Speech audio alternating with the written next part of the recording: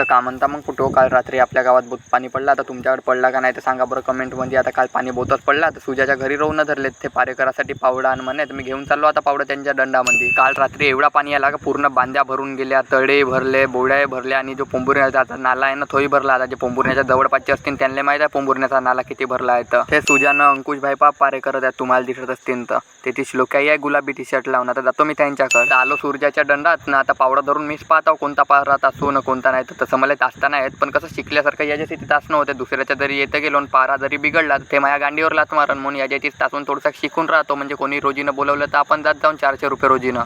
तर अंकुश भाई आपला सर आणि मी त्याचा स्टुडंट. तो मला सांगत जात आहे असा कर तसा कर म्हणून मी तसाच करत आहो. पाहतो तुझ्याच्या दंडामध्ये चक्रीवादळ सुटलं होतं. तर श्लोकले वाटलं सबची जे पैसे खरेदी जाते तर 10 रुपये टाकलं त्याचे 10 रुपये बी ते तर तू याच्या मानाने मी जास्तीच पारे किलो वाटते म्हणून माझे बोटं घेऊन दुखायला लागले. तर मी पावडा पकडलो ना अंकुश भाऊले म्हणलो आता काही आपल्याच्यानं जमत नाही मी निघतो आता घराकडे.